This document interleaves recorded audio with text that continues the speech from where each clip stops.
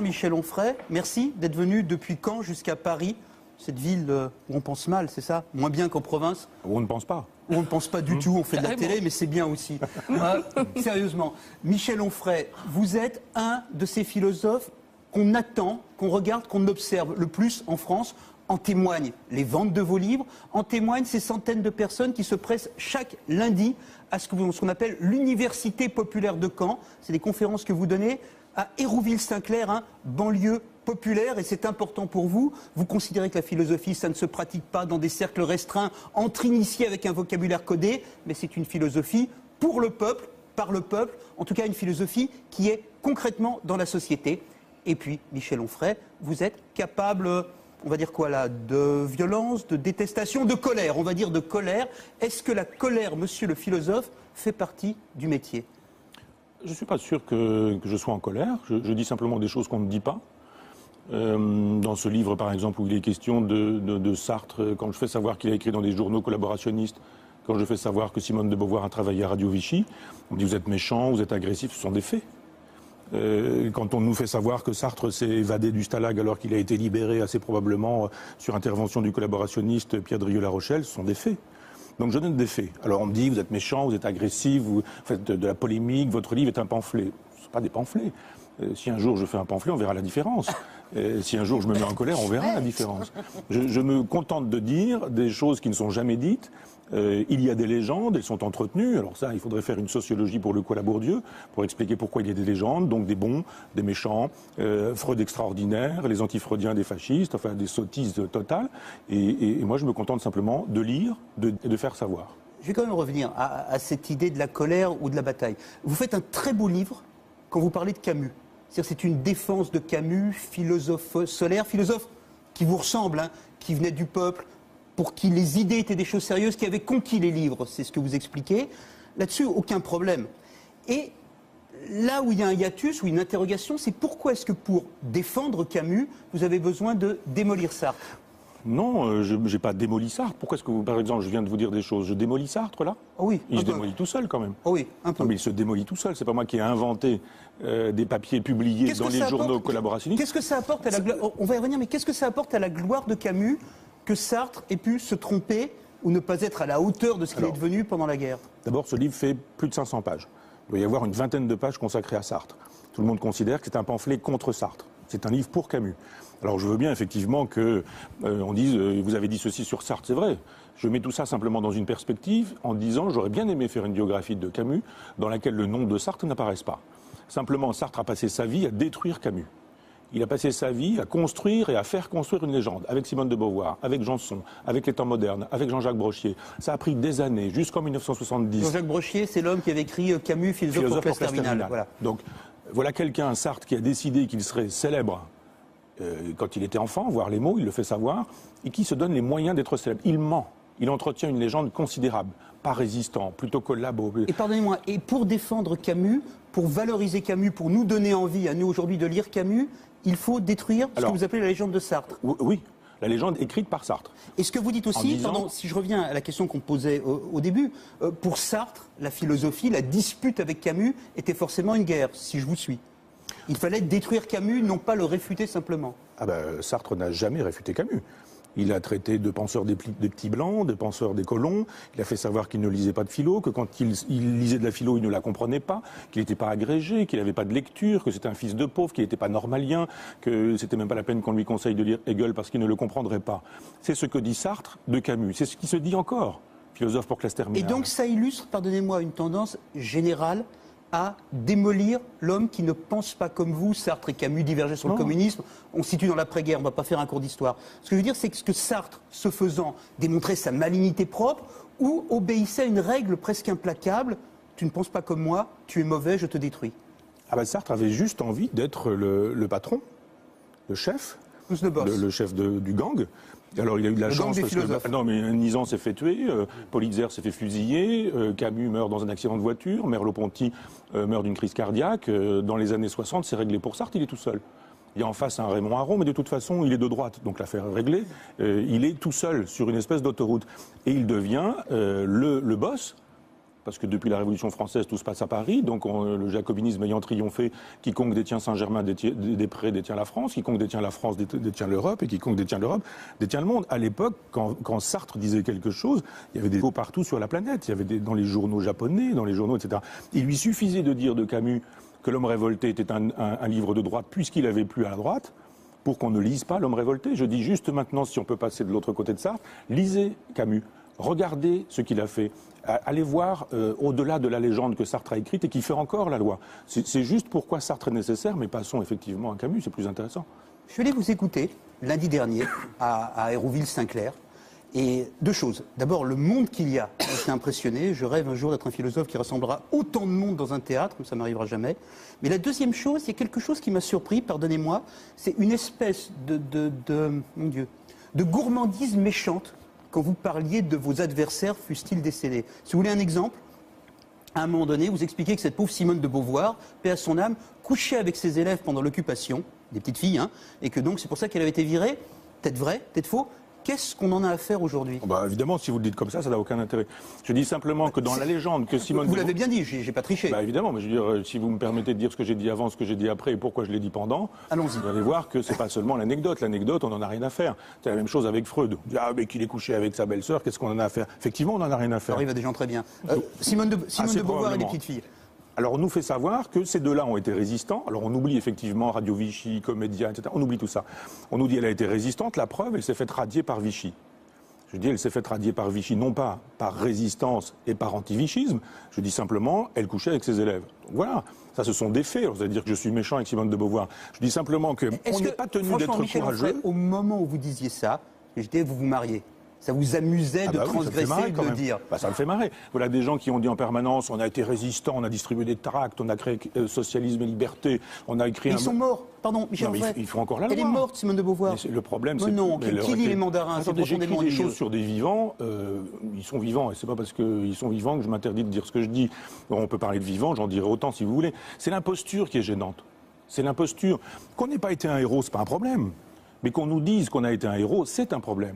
Que Sartre n'ait pas été résistant, qu'il ait fait ce genre de choses, c'est pas mon problème. Mais que par la suite, il nous explique, un, qu'il l'est, et deux, que Camus ne l'était pas. Parce que c'est ça le problème. C'est-à-dire, en gros, il s'agit de mettre sur la touche tous les gens qui ont été impeccables. Il est impeccable, Camus. En 1939, il cherche à s'engager. En 1941, alors que les enfants juifs n'ont plus le droit à être enseignés, il donne des cours à Oran de manière clandestine à ces enfants-là. Il est dans la résistance à combat, il dirige combat, il publie lettre à un ami allemand. Jamais, lui, ne dira... J'ai été résistant, quand je parle, il faudrait qu'on m'écoute. Et Sartre qui fait savoir qu'à chaque fois que Camus s'exprime, il est juché sur son statut d'ancien résistant. C'est faux. Donc je dis aujourd'hui... Pardonnez-moi, en quoi la légende fausse, dites-vous, de Sartre, la légende fausse, dites-vous, de Simone de Beauvoir, a-t-elle quelque chose à voir avec le débat d'idées, la dispute, la philosophie ? Parce que le titre le dit, ce qui m'intéresse, c'est moins Sartre, je vous le redis. Que Camus. Que Camus et que la position politique de Camus qui est intéressante pour aujourd'hui et pour demain. L'ordre libertaire, c'est ça qui m'intéresse. Ce que vous expliquez, c'est que Camus est un philosophe qui refuse la mort, qui refuse la pulsion de mort et qui refuse qu'on avilisse l'homme. Je synthétise. Ce qui n'en fait pas pour autant un moraliste mou, et il faut avoir le droit, il faut avoir le courage d'être moraliste. Il y a autre chose qui est intéressant quand vous décrivez Camus et qui renvoie à vous, qui renvoie à notre petit échange un peu en plaisantant au début sur Paris. Camus, fils de pauvre, Camus, fils de femme de ménage, qui a conquis les livres. Vous identifiez à ça, bien évidemment. Non, je m'identifie à la fidélité. C'est-à-dire, la fidélité aux origines. On peut être d'une certaine origine et ne pas être fidèle à cette origine-là. C'est pas un sésame d'avoir été fils de pauvre. Ce qui est pour moi intéressant, c'est de l'avoir été, de ne pas l'oublier et de rester fidèle aux pauvres, aux gens dont on ne parle jamais, au peuple réel et concret. Pas faire des dissertations comme Sartre faisait sur le peuple avec un P majuscule, en expliquant le prolétariat, la révolution, etc. Non, les petits, les gens modestes, les humbles, ceux dont on ne parle jamais. Et Camus reste fidèle à ça. Comment peut-on, quand on est Albert, fils d'ouvrier agricole et d'une femme de ménage, devenir un jour Camus, c'est-à-dire prix Nobel de littérature, en n'ayant jamais oublié qui on était et en étant fidèle à tout ce petit monde. Est-ce qu'on est plus légitime à penser, philosopher à gauche quand on est d'extraction populaire ? Ah non. Moi, je ne pense pas comme ça. C'est-à-dire que c'est ce qu'on entend quand on vous lit. C'est ce qu'on comprend. Quand vous décrivez Sartre, le bourgeois, qui avait tous les avantages dès le départ, y compris ceux de la culture, par opposition à Camus, on sent qu'il y a ça. Non, parce que Sartre est aussi fidèle à son enfance, et voyez les mots, il est fidèle à une enfance de petit bourgeois. C'est quelqu'un à qui on a dit dès le départ... Donc on est dans, il y a de la lutte des classes dans la dispute philosophique. Ah ben évidemment. Il y a de la lutte des classes partout. Y compris dans la philosophie. Surtout dans la philosophie. Donc il y aurait une philosophie prolétarienne et une philosophie bourgeoise. C'est vite dit et c'est dans le vocabulaire du marxisme triomphant des années 50, mais je veux bien souscrire à ça. La philosophie est un sport de combat pour tout le monde, y compris pour ceux qui nous disent que ça n'est pas un sport de combat. Moi, j'abats mon jeu, clairement. D'autres en face ne l'abattent pas clairement et sont pourtant dans un combat. Et c'est très bien. Donc il faut combattre, proposer des visions du monde, proposer des éthiques différentes. C'est pas la même chose de faire savoir que, je sais pas, on peut bombarder la Libye ou qu'il ne faut pas bombarder la Libye. Pardonnez-moi, si je reviens aux origines, est-ce qu'on est dépendant d'elle en termes de légitimité, en termes de constance de pensée? Est-ce qu'on n'échappe pas à ça? Ah si on n'échappe à ça, regardez François Hollande qui nous fait savoir qu'il est issu d'un milieu dont il s'est défait. On se construit par rapport à un milieu. C'est un milieu intellectuel, c'est pas un milieu de classe. On est encore dans les classes. Ah bah oui. Moi, quand je suis entré à l'université en 1976, il y avait 0,6% de fils d'ouvriers agricoles qui entraient à l'université. Qui entraient. Entrer, ça veut dire on a son bac, on entre. Hein. Vous imaginez combien il en sortait? Est-ce que c'est juste... les fils d'ouvriers aujourd'hui, les fils des dames qui font le ménage, les fils des femmes qui sont caissières dans les grands magasins, il y a peu de probabilité pour que ces gens-là deviennent des agrégés de philo, puissent un jour être à ma place, écrire des livres, être publiés chez des grands éditeurs parisiens. Quelqu'un comme Camus était fidèle à ça et n'oubliez pas que quand on est aujourd'hui fils d'une femme de ménage, d'une caissière, d'un ouvrier, d'un sans-emploi, etc., c'est pas que c'est difficile, c'est impossible d'exister. Camus le disait et je trouve bien qu'il l'ait dit et je trouve bien qu'on le redise aujourd'hui parce qu'on l'a pas beaucoup dit. Qu'est-ce que ça implique en termes de combat actuel, qu'il soit politique ou philosophique, ce hiatus entre les pauvres, les gens d'extraction ouvrière qui ne seront pas agrégés de philo sauf exception et les autres? Qu'est-ce que ça implique concrètement? Pour l'avenir, pour le présent, pour l'avenir? Maintenant, là tout de suite. Un engagement du côté d'une gauche antilibérale. L'engagement aujourd'hui, il n'est pas du côté de la droite ou du côté de la gauche, il est du côté du libéralisme ou contre le libéralisme. Parce qu'aujourd'hui, on nous dit, voilà, on aura deux candidats dont l'un sera probablement élu et qui finalement va nous faire un programme qui sera libéral, c'est-à-dire l'argent qui fait la loi. Le fait de créer une université populaire, de vouloir continuer à vivre à Caen, chez vous, ça fait partie de cette constance, cette fidélité? Pour moi, oui. D'abord, j'habite à Argentan, c'est encore pire que Caen. C'est une horreur. Je plaisante. 14 000 habitants, une ville de sous-préfecture dont les boîtes ont fermé les unes après les autres, misère, pauvreté, chômage. Pardonnez-moi, Michel Onfray, vous pensez mieux ou plus juste parce que vous vivez à Argentan? Je n'ai jamais dit ça. Parce que c'était une catégorie enfantine, on est d'accord. Vous seriez tout aussi juste à Saint-Germain-des-Prés. Oui, si absolument, sauf que je ne serai pas le même homme. Et donc, ce sont des choses qu'on m'a proposées quand j'ai signé mon premier contrat, de quitter ce monde-là, de l'oublier, de quitter mon passé, d'être infidèle à mon passé, en me disant on va vous faire rencontrer les gens nécessaires, vous allez diriger des pages culturelles dans des journaux, on va vous faire rencontrer les gens utiles, et puis vous allez faire carrière dans ce milieu. J'ai refusé ça. Alors j'en tire pas gloire. On m'a dit il y a quelque temps que c'était une bonne stratégie. Je dis non, on n'a pas compris, c'était pas non plus une stratégie. Simplement, je suis bien là où je suis né, avec les gens que je côtoie, et je préfère côtoyer mes copains. Ils sont bouchés, ils me vendent mes lunettes. Ce sont les toubibs qui me soignent. Voilà, ce sont des gens qui sont ici et pas des intellectuels et pas des gens qui veulent parvenir au réussir. Est-ce que vous croyez que vous penseriez autrement? Oui. Vous ne penseriez pas les mêmes choses? Sûrement pas. Vous n'auriez pas écrit ce que vous avez écrit sur la politique rebelle si vous n'étiez pas... C'est une phrase très belle de vous, qui date de 99, si je ne dis pas de bêtises.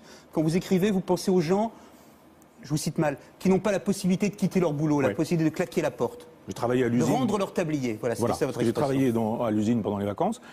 Et j'ai quitté l'usine parce que le contremaître m'emmerdait. Donc je me souviens d'avoir enlevé mon calot, enlevé les choses, et puis d'avoir regardé. Alors il avait peur, il croyait que j'allais l'agresser. Alors évidemment, quand on s'arrête et qu'on travaille à la chaîne s'arrête. Donc il y a une espèce de bazar incroyable. Je suis allé vers lui, il a cru que j'allais lui mettre ma main sur la figure. Je ne l'ai pas fait. C'est simplement, je lui ai dit 2 ou 3 trucs. Et je n'ai jamais oublié le regard des gens qui travaillaient là, qui m'ont vu pouvoir faire ça. Ils savaient, eux, qu'ils ne pourraient pas rendre leur tablier. Ils avaient des études à payer pour leurs enfants, la voiture à payer, les crédits, la maison, etc. Et je me suis dit, je vais tâcher de rester fidèle au regard désespéré de ces gens qui disaient, lui, il peut, nous, on ne peut pas. Juste une chose avant de rendre la parole à mes petits camarades. L'autre jour, à Caen, à Hérouville-Saint-Clair, vous avez dit que la télé, c'était pas fait pour débattre. Ben oui. Est-ce qu'on a un peu débattu, là, quand même? Vous m'embêtez parce que je vais être obligé de dire oui, mais c'est vrai que... Est-ce qu'on a un tout petit peu débattu? Il y a des plateaux de télévision sur lesquels le principe est la foire d'empoigne. Et celui-là, on l'a fait? On verra bien que non, on verra bien qu'on peut débattre. Presque platonicien. On verra qu'on peut débattre. Bon. Michel Onfray, juste rapidement une question. C'est vrai que Sartre l'emporte peut-être à Saint-Germain-des-Prés sur Camus, mais dans les librairies, c'est impressionnant. Depuis, c'est simple, L'étranger bat tous les records de vente dans la collection de poche Folio. 6 600 000 exemplaires vendus depuis 72. La Peste, deuxième position, plus de 3 millions d'exemplaires. Comment expliquez-vous ce succès qui ne se dément pas au fil des années, en particulier chez les jeunes? Il y a un gros malentendu, c'est que c'est une prescription du programme. Et que quand on vous dit, quand on vous dit en première qu'il faut lire L'étranger, ou que ça fait du monde. Il faudrait faire tant mieux pour Camus. Les mots aussi sont au programme. Les mots de Sartre aussi sont au programme. Hein. Je ne sais pas. Ça l'était à un moment. Oui, ça l'était peut-être à un moment. Mais de fait, quand l'éducation nationale vous dit il faut lire L'étranger ou il faut lire La Peste, ça fait beaucoup lecteurs. C'est quand même culte. À quoi il faut ajouter en même temps chez les jeunes. Culte, je ne sais pas. J'aimerais bien. Quand vous dites Sartre, je prends vos mots, Sartre fait encore la loi. Que ce soit en terminale ou que ce soit même dans les études de philo, quand on regarde Sartre, en fait, quand je faisais des études, c'était ringard. Son théâtre, il est plus joué. Qu'est-ce qu'on lisait? On lisait le mythe de Sisyphe. On allait voir Caligula. Au fond, Sartre, c'est le ringard. Camus a gagné depuis bien longtemps. C'est lui le philosophe solaire. C'est lui qu'on a envie de lire. Que ce soit en terminale, quand l'éducation nationale... Ce qui prouve d'ailleurs que déjà Camus a gagné, si l'éducation nationale le met au programme. Mais après, dans les études... non, parce qu'on traite de philosophe de terminale. Non, mais qu'est-ce qui reste de Sartre? Sartre, il est plus joué nulle part. Ses livres se vendent... Il n'y a que les mots. Les mots, c'est une exception quand même dans le parcours de Sartre. Donc au fond, vous avez tué un mort, quoi. Est-ce que finalement, quand vous dites Sartre, c'est encore la loi? Alors, comment il faudrait s'entendre. Par exemple, dans les instituts de philo, c'est à ça que je pense. Je ne veux pas dire qu'on ne va pas faire le parent pauvre avec Camus en disant personne ne le lit, personne ne le programme, c'est faux. Non, voilà. Non, je dis... En philo aujourd'hui, quand vous êtes à la fac, on n'a jamais parlé une seule fois de Camus. Non, mais je veux dire maintenant. C'est vrai que ça a changé. C'est plus l'époque. Je suis plus à la fac. Ouais. Mais je ne crois pas savoir qu'on s'en occupe beaucoup. Si c'est justement uniquement dans les cercles universitaires où Sartre a encore un peu de lustre, ça prouve bien que Camus a gagné et que le peuple a choisi Camus. Non, parce qu'il a gagné sur le terrain du roman. Et de fait, aujourd'hui, L'étranger, La Peste, tout le monde connaît. Enfin, juste, je voudrais finir en disant qu'il y a le BHL qui a écrit Le siècle de Sartre. C'était en 2000, c'était pas il y a si longtemps que ça. Merci beaucoup. Malheureusement, on va devoir conclure. Merci infiniment. L'Ordre libertaire, la vie philosophique d'Albert Camus est publié chez Flammarion. Et puis je signale aussi l'apparition de ce très beau texte, très poétique, La sagesse des abeilles, première leçon de Démocrite, c'est chez Galilée. C'est un texte qui sera mis en scène par la Comédie de Caen très prochainement. Merci beaucoup d'avoir été avec nous. Claude, Marie, Christophe, merci. On se retrouve.